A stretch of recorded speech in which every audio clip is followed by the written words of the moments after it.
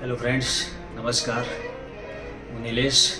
આજે શરૂ કરી રહ્યો છું એક વિડીયો સિરીઝ જેમાં હું આપણા ભારત ઇતિહાસમાં જે મહાન શૂરવીરો થઈ ગયા એમની લાઈફ સ્ટોરીને કવર કરવાનો.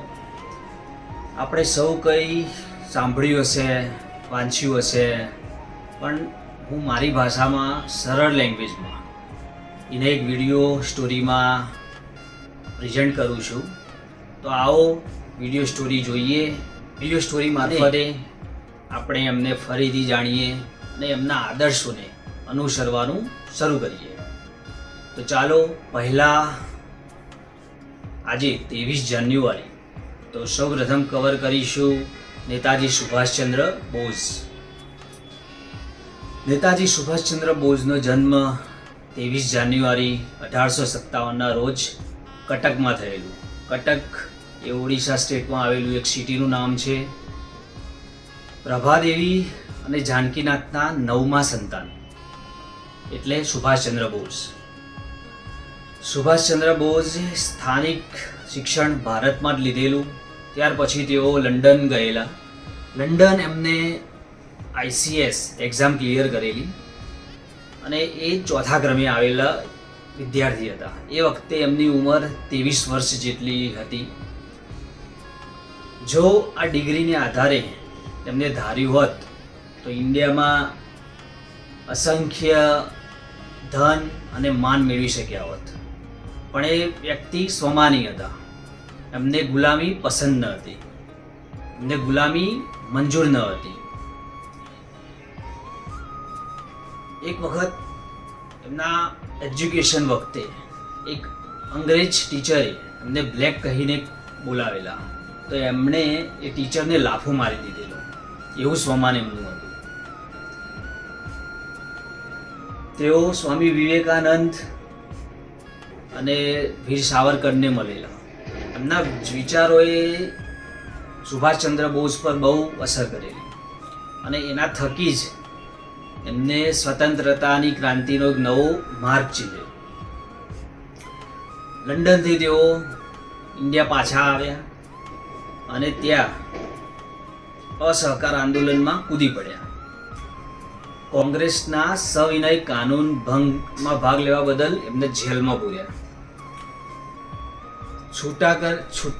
જેલમાંથી છૂટ્યા અને ફરીથી જેલમાં ગયા. 1932માં ત્રાસવાદીઓના મદદ કરતાના આરોપ સાથે એમને ફરીથી જેલમાં પૂરવામાં આવ્યા. એ વખતે તેમની ઉંમર હતી 35 વર્ષ અને એ જેલમાં તેઓ 4 વર્ષ રહ્યા. તો હવે એમની ઉંમર થઈ ગઈ 39 વર્ષ. જેલમાંથી છૂટ્યા એના બીજા વર્ષે હરિપુરા કોંગ્રેસ અધિવેશનના પ્રમુખ બન્યા. પછી એમના ગાંધીજી સાથે મતભેદ વધતા ગયા એટલે એમને ત્યાંથી કોંગ્રેસ છોડી દીધી. એમને ફોરવર્ડ બ્લોકની સ્થાપના કરી અને સરકારે એમને ફરીથી જેલમાં પૂર્યા. પરંતુ ત્યાંથી તેઓ વેશ બદલી જેલમાંથી ફરાર થઈ ગયા. ફરાર થઈને એ પેશાવર થઈ કાબુલ પહોંચ્યા. ત્યાં તેઓ જર્મનીમાં હિટલરથી મળ્યા. હિટલરે એમનું સ્વાગત કર્યું અને ત્યાંથી તેઓ જળ માર્ગે જાપાન પહોંચ્યા. ત્યાં તેમને આઝાદ હિંદ ફૌજની સ્થાપના કરી. આઝાદ હિંદ ફૌજની સ્થાપના એમને આઝાદ ભારતના ડ્રીમ સાથે કરેલી. તુમ મુझे खून दो मैं तुम्हें आज़ादी दूंगा, ચલો દિલ્હીના નારા સાથે એ હિંદ તરફ કૂચ કરી અને પહેલો એમને ઘેરાવ કર્યો ઇમ્ફાલ મણિપુરનો. પણ એમાં કુદરતે એમને સાથ ના આપ્યો અને આઝાદ હિંદ ફૌજને પીછેહટ કરી. સેકન્ડ વર્લ્ડ વોર સમાપ્તિના આરે હતું અને જાપાન એ સરેન્ડર કરવાનું નક્કી કરેલું. એ વખતે સાથીઓના આગ્રહના કારણે તેઓ ટોક્યો રવાના થયા. ત્યાં વચ્ચે સિંગાપુરમાં 12 ઓગસ્ટ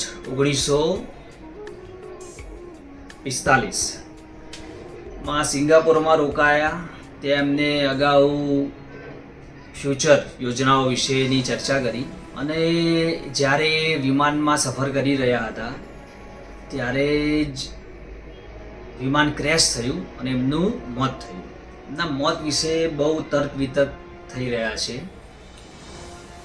આપણે એમના મૂવી બી ઘણા જોયેલા હશે. બોલિવૂડમાં ઘણા મૂવી આવ્યા છે એમની લાઈફ સ્ટોરી પર. એમની લાઈફ સ્ટોરીને લગતા આપણે બોલિવૂડ મૂવી જોઈ શકીએ.